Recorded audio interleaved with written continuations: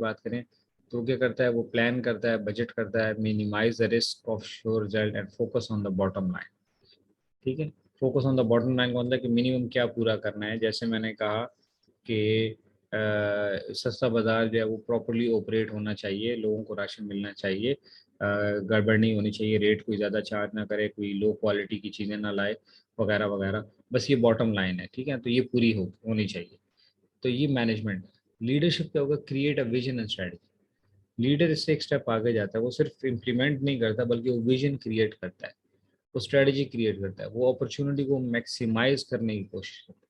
और उसकी निगाह जो ना होराइजन पे होती है, यानी कि उफक पे, यानी वो आने वाले दौर को देख रहा होता है। वो सिर्फ उसका ये काम नहीं होता कि यार चीज़ें इम्प्लीमेंट हो जाएं, या चीज़ें जो हैं वो ठीक से अपने अपने काम हो जाए कंपनी का। जैसे मिसाल के तौर पे हमारे डिपार्टमेंट में का जो हेड है, उसका ये काम है कि यार ये सेमेस्टर जो है पूरे अच्छे तरीके से जो है वो रन हो जाए, सारे टीचर्स अपनी अपनी क्लासेस ले लें और कोर्सेज को प्रॉपरली फॉलो करें, टीच स्टूडेंट्स को के क्वेश्चंस को हैंडल करें, वगैरह वगैरह, ठीक है ना, और उनके पेपर चेक करें, टाइमली रिजल्ट अपलोड करें, ये बॉटम लाइन हो जाएगी। लेकिन जो लीडर होगा वो सिर्फ ये 6 महीने को नहीं देख रहा, वो आने वाले 5 सालों को देख रहा है कि यार मैं इस डिपार्टमेंट को 5 साल बाद किस लेवल पे लेके जाना चाहता हूँ। तो वो उसके लिए वो विजन क्रिएट करता है, फिर वो स्ट्रेटेजी बनाता है, जितनी भी अपॉर्चुनिटीज उसको मिलती है उसको मैक्सिमाइज करने की कोशिश करता है। अलाइनमेंट क्या, organize and staff, direct and control, create structure, ये मैनेजर का काम है। लीडर कैसे अलाइन करता है, create shared culture and values. ये हमने पहले दिन बात की थी कि लीडर जो है वो शेयर्ड कल्चर पे और शेयर्ड वैल्यू पे बात करता है। वो अपनी मर्जी, अपने सिर्फ अपने आप को नहीं देखता। प्रोवाइड लर्निंग अपॉर्चुनिटीज, वो खुद भी और अपने साथ जितने भी लोग जुड़े हैं वो उनको लर्निंग अपॉर्चुनिटीज प्रोवाइड करता है ताकि सब सीखें और सब हम आगे बढ़ें। And encourage networks and flexibility, वो कंट्रोल और ऑर्डर और स्ट्रक्चर के ऊपर बिलीव नहीं करता, वो फ्लेक्सिबिलिटी पे बिलीव करता है, नेटवर्क बनाने में। ठीक है, ये आसान सी बातें हैं, मतलब ये आप खुद भी पढ़ के देख सकते हैं। रिलेशनशिप मैनेजर का क्या होता है, invest in goods, use power position, position power या positional power, focus people on specific goods. ठीक है, मैनेजर का ये फोकस होता है।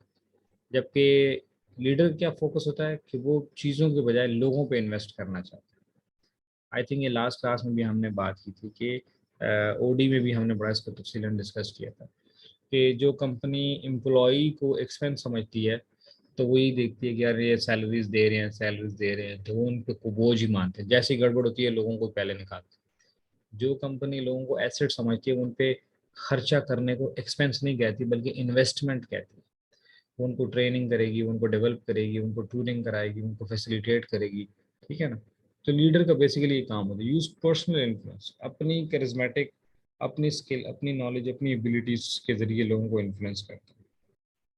And inspire with purpose and trust, order करना या गोल्स अचीव करवाना भी सारा उसका काम नहीं होता बल्कि वो पर्पस और ट्रस्ट को इंस्पायर करता है ताकि लोगों के और उसके दरमियान ट्रस्ट की फिजा कायम हो।